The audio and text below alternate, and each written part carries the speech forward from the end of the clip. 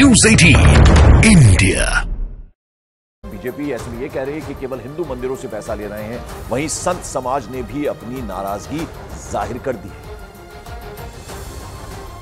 एक बिल लेकर आते हैं, कर्नाटका रिलीजन एंडाउमेंट बिल, जिससे वो हर मंदिर से हर हिंदू डिवोटी के जो जिन्होंने पैसा दिया है मंदिर को, मंदिर के उनके आस्था के लिए और उसके उनके आस्था से 10% पैसा हर साल वो मंदिर से लूटेंगे और मंदिर से लूटकर अपने एटीएम को चलाएंगे।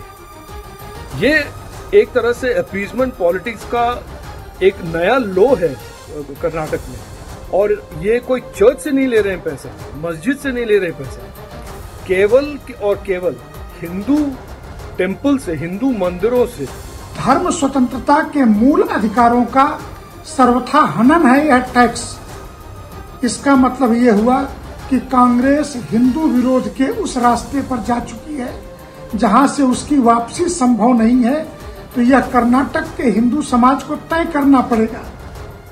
तो कांग्रेस को हिंदू विरोधी बता दिया है। कर्नाटक सरकार के मंत्री रामलिंगा रेड्डी ने बीजेपी के आरोपों का जवाब दिया। न्यूज़ 18 से बात करते हुए उन्होंने कहा कि यह प्रावधान नया नहीं है। They started in 2011, not me.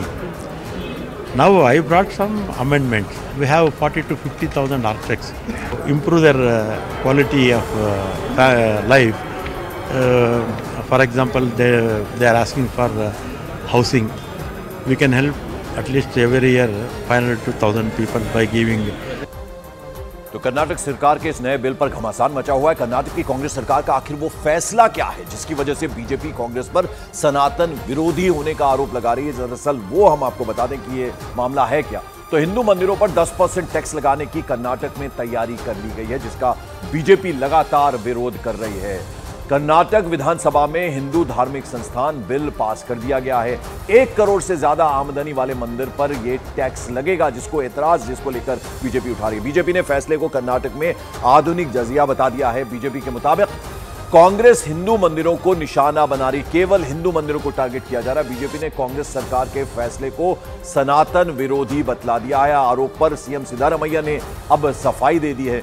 उन्होंने कहा कि बीजेपी के आरोप बिल्कुल बेबुनियाद हैं, ये सिद्धारमैया ने कहा है। कांग्रेस भी ये बात लगातार कह रही है। दूसरी तरफ बीजेपी की अगर हम बात करें तो बीजेपी का ये कहना है कि केवल और केवल हिंदू जो धर्म है उनको टारगेट किया जा रहा है।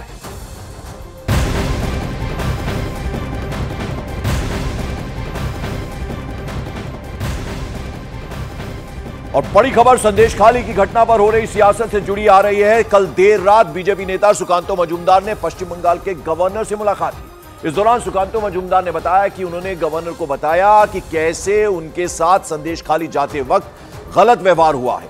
इसके साथ ही साथ उन्होंने आरोप लगाया कि संदेश खाली में धारा 144 सिर्फ बीजेपी नेताओं के लिए है, जबकि तृणमूल कांग्रेस के लोग 50 लोगों को लेकर संदेश खाली में खुलेआम घूम रहे हैं। यह आरोप लगा दिया है। गवर्नर से मुलाकात की है सुकांतो मजूमदार ने। पश्चिम बंगाल के राज्यपाल से वो मिले और उन्होंने कहा कि कैसे केवल और केवल धारा 144 जो है वो लगाई गई है बीजेपी नेताओं के लिए, ताकि वो संदेश खाली ना जा पाएं। और तृणमूल के कांग्रेस के जो लोग हैं वो 50 लोगों को लेकर संदेश खाली में घूम रहे हैं, यानी उनके लिए खुलेआम छूट है। ये बात कही है गवर्नर से मिलने के बाद। आशिका सिंह मेरी सहयोगी कोलकाता से हमारे साथ जुड़ रही हैं। आशिका, गवर्नर से मुलाकात की है सुकांतो मजूमदार ने, और क्या क्या कहा उन्होंने? देखिए, राज्यपाल से कल देर रात जब ठीक संदेश खाली से पहुंचे हैं कोलकाता, सीधे राजभवन गए हैं सुकांतो मजूमदार। आपको बता दें कि संदेश खाली थाने के सामने बैठ कर के धरना दे रहे थे और मांग ये थी कि शेख शाहजहां को गिरफ्तार किया जाए, लेकिन पुलिस ने उनको वहां से खींचकर जबरन उठा करके लॉन्च में यानी नाव में डाला और वहां से धामा खाली ले आए, जिसके बाद उनको वहां पर बॉन्ड साइन करवा करके छोड़ दिया गया। सीधे राजभवन आए और शिकायत ये की कि उनके साथ गलत व्यवहार पुलिस ने किया, उनके साथ उनके और सुरक्षाकर्मी जो थे उनको भी वहाँ पर जो है उनको भी इस धक्का मुक्की का शिकार होना पड़ा है। और साथ ही साथ कानून व्यवस्था पर राज्य की ये सवाल उठ रहा है। आपको बता दें कि आज बीजेपी की तरफ से एक महिला जो कई नेता हैं उनकी एक टीम जाएगी। बिल्कुल, तो बड़ी बात बता रही हैं हमारी सहयोगी आशिका सिंह की कैसे बीजेपी का जो महिला दल है यानी वो महिला सदस्य जो हैं आज संदेश खाली जाएंगे। एसपी सुकांतो मजूमदार ने मुलाकात की है गवर्नर से, ये भी वो बता रही। बहुत बहुत शुक्रिया आशिका इस तमाम जानकारी।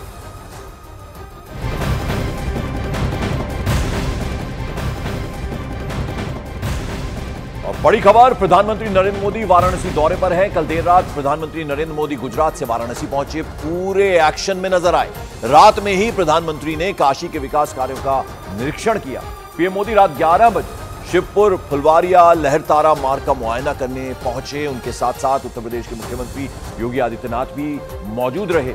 हाल ही में इस पुल का उद्घाटन किया गया था। पुल के निरीक्षण के दौरान प्रधानमंत्री की एक झलक पाने के लिए लोग जो थे वो बेताब नजर आए, घरों की छतों पर खड़े थे। देर रात का वक्त था, बावजूद उसके जो प्यार है प्रधानमंत्री के लिए काशी के लोगों का, वहां से सांसद है और काशी की जिस तरह से कायाकल्प हुआ है उसको लेकर लोगों में बेहद खुशी है और अपने नेता को अपने बीच में पाकर वो बेहद खुश थे। इसलिए रात को अपनी घरों की छतों पर खड़े हुए थे। पीएम मोदी ने घर की छत पर खड़े लोगों का अभिवादन भी स्वीकार किया। तस्वीरें हम आपको दिखा रहे हैं। वाराणसी दौरे पर गुजरात का दौरा करके प्रधानमंत्री देर शाम पहुंचे वाराणसी और उनकी एक झलक पाने के लिए लोग बेताब थे। और आधी रात को जो विकास कार्य चल रहे हैं, सड़कों का जिस तरह से पूरा चेंज किया गया है उसका एक तरह से प्रधानमंत्री ने निरीक्षण किया। मुख्यमंत्री योगी आदित्यनाथ भी उनके साथ थे।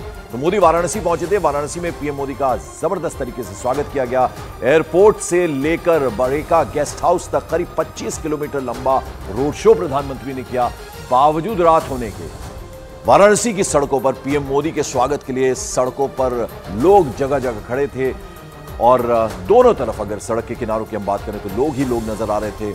पीएम मोदी की गाड़ी की फ्रंट सीट पर वो बैठे थे। हमेशा हमने देखा प्रधानमंत्री हमेशा अगली सीट पर बैठते हैं और बैक सीट पर सीएम योगी आदित्यनाथ बैठे हुए थे। प्रधानमंत्री मोदी और सीएम योगी एयरपोर्ट से एक ही गाड़ी में बड़ेका गेस्ट हाउस के लिए निकले थे। तो ये हम 4 तस्वीरें आपको दिखाने की कोशिश कर रहे हैं कि कैसे प्रधानमंत्री की एक झलक पाने के लिए लोग बेताब थे।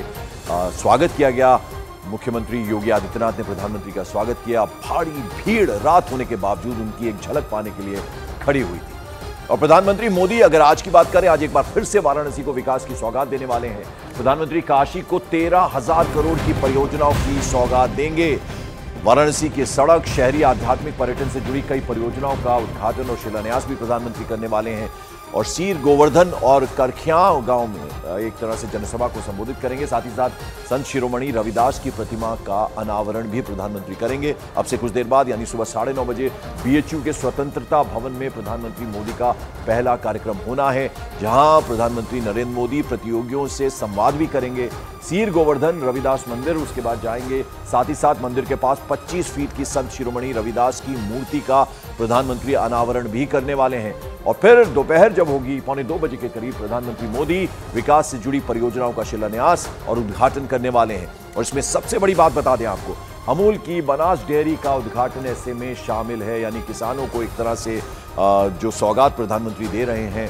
और अब उसी के अगर हम उसी बात को आगे बढ़ाएं तो प्रधानमंत्री आज अमूल डेयरी का भी एक तरह से उद्घाटन करने वाले। तो विकास कार्यों का जायजा लिया प्रधानमंत्री ने कल जब देर शाम पहुंचे। फिर उसके बाद एक रोड शो किया और सीएम योगी ने उनका स्वागत किया।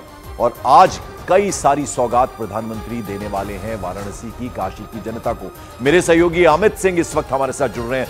अमित, प्रधानमंत्री जब काशी पहुंचते हैं तो लोगों की खुशी का ठिकाना नहीं रहता। कुछ उसी तरह की तस्वीरें कल देर रात देखने को मिली जब प्रधानमंत्री ने रोड शो किया। रात होने के बावजूद सड़क के दोनों ओर लोग ही लोग नजर आ रहे थे। पहले जरा कल की बात करें, फिर आज क्या प्रधानमंत्री करने वाले हैं उसकी बात भी करेंगे आपसे। देखिए पंकज, जब से प्रधानमंत्री नरेंद्र मोदी को काशीवासियों ने अपना सांसद चुना है तब से लेकर आज तक देखें तो अपने बिजी शेड्यूल से प्रधानमंत्री नरेंद्र मोदी समय निकाल के 40 बार से ज़्यादा बार जो है वो काशी आ गए हैं। प्रधानमंत्री नरेंद्र मोदी देश के सबसे लोकप्रिय नेता तो हैं ही हैं, दुनिया के भी हैं।